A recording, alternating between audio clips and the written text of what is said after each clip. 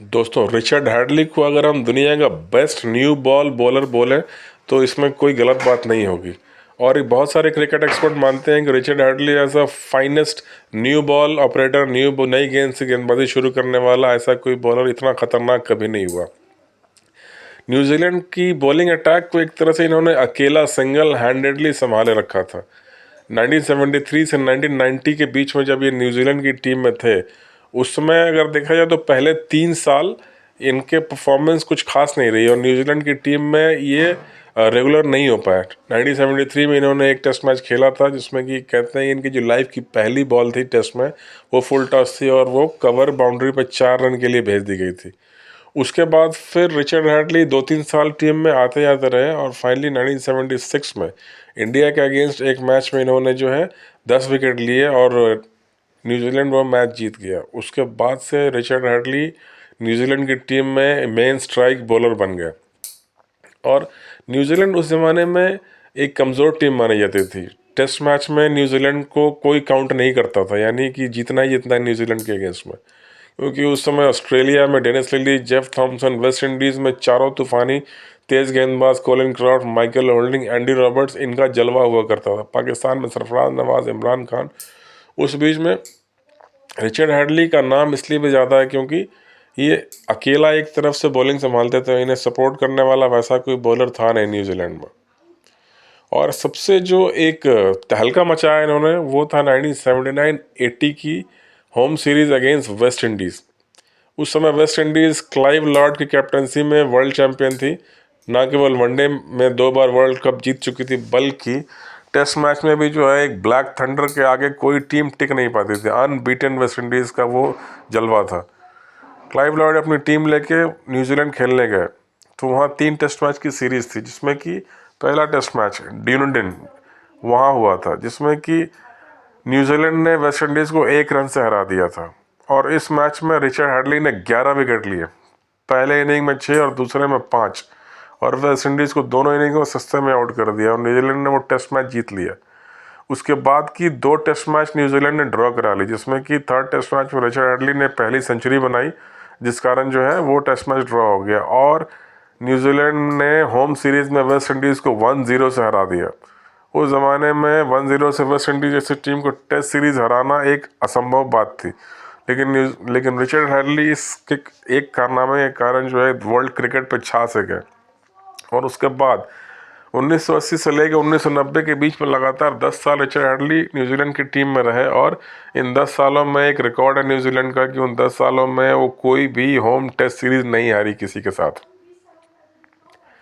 इसके अलावा उनका एक जो सबसे बेहतरीन कारनामा था वो 1985 में देखने को मिला, जो उनकी बॉलिंग का पीक आया जब ऑस्ट्रेलिया के दौरे पे उन्होंने 3 टेस्ट मैचेस में 33 विकेट लिए थे, 33 विकेट्स इन 3 टेस्ट मैचेस, जिसमें कि ब्रिस्बेन में उन्होंने एक इनिंग में 9 विकेट लिए थे 52 रन देके, और ऑस्ट्रेलिया एक इनिंग से टेस्ट मैच हार गई थी। हालांकि अगले टेस्ट मैच में उन्होंने सीरीज़ बराबर कर लिया और सीरीज़ किसी तरह से ड्रॉ हुई।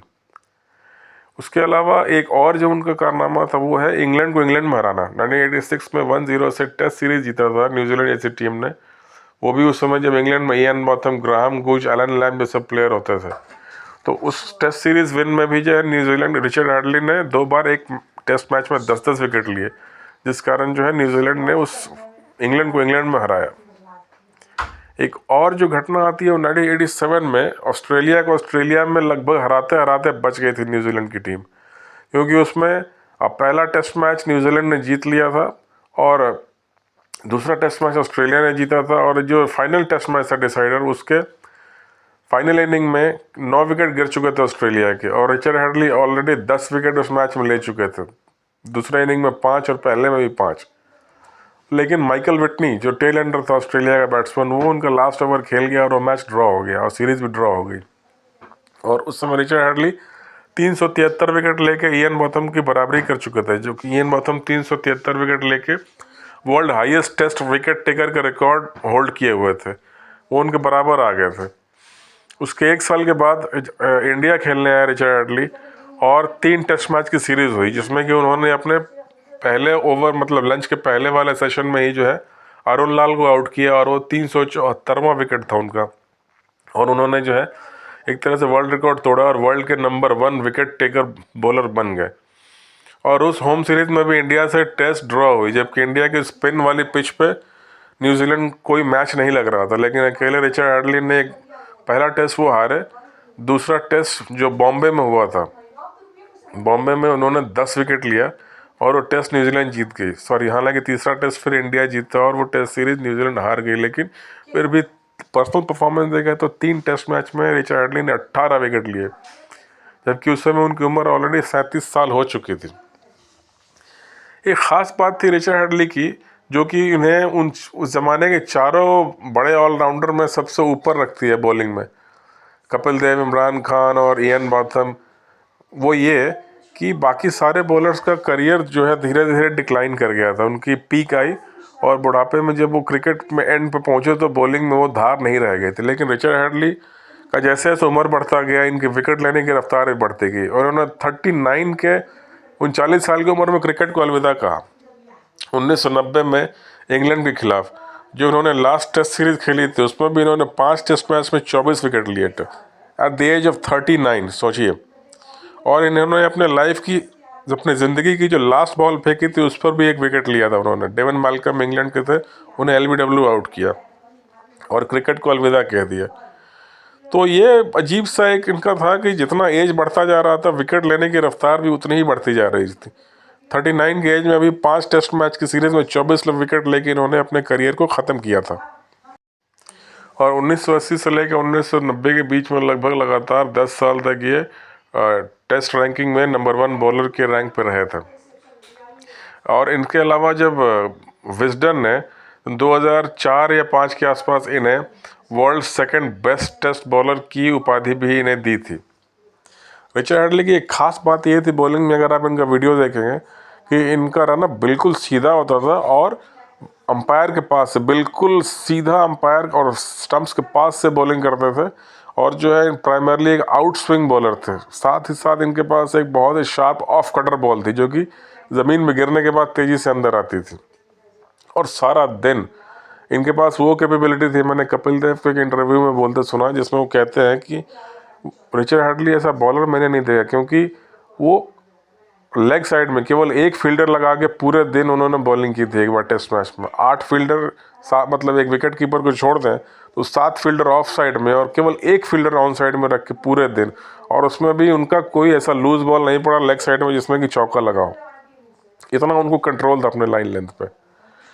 उनके विकेट्स कुछ और ज़्यादा हो सकते थे, क्योंकि लेकिन इन्हें दूसरे साइड से सपोर्ट नहीं मिलता। जैसे कि वेस्ट इंडीज़ में मैल्कम मार्शल का स्ट्राइक रेट इन सब बेटर है, लेकिन तो उस समय उनको सपोर्ट करने के लिए मार्शल को उधर से Michael holding, Joel Garner, Andy Roberts ये प्रेशर बनाए होते थे, जिसमें कि सभी को विकेट मिलता था। लेकिन हैडली के साथ ऐसा नहीं था, वो अकेले वर्ल्ड क्लास के फास्ट बॉलर थे। उनके अलावा जो बॉलिंग अटैक थे न्यूजीलैंड की, वो हमेशा ऑर्डिनरी ही रही। तो अगर हम इनके ओवरऑल करियर की बात करें तो इन्होंने 86 टेस्ट मैच में 431 विकेट लिए, इसमें से कि 36 बार एक इनिंग में 5 विकेट और 9 बार एक मैच में, टेस्ट मैच में 10 विकेट लिए, मात्र 86 टेस्ट में। यानी कि हर तीसरे टेस्ट मैच में एक 5 विकेट होता था एक इनिंग का इनको, और हर छठे 7वें टेस्ट मैच में या हर 8वें 9वें टेस्ट मैच में इनमें एक मैच में 10 विकेट होता था। इसके अलावा उन्होंने टेस्ट मैच में 2 सेंचुरी और 15 हाफ सेंचुरी बनाई और 27 के एवरेज से लगभग 3000 रन बनाए, और इन्हें 4 महान ऑलराउंडर में शामिल थे। और एक और इनके पास वर्ल्ड रिकॉर्ड है, वो है टेस्ट मैच में ये पहले गेंदबाज थे जिन्होंने 400 विकेट लिया था। यानी 400 विकेट पार करने वाले ये पहले टेस्ट मैच में बॉलर थे।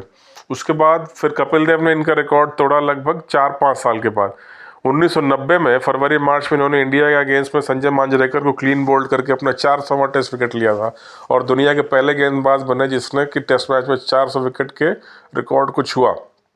उसके बाद फिर 1994 में 4 साल के बाद कपिल देव ने इनके रिकॉर्ड को पार किया, और एंड में ये 431 विकेट लेकर रिटायर हुए। कपिल देव एंड में 434 विकेट लेकर रिटायर हुए।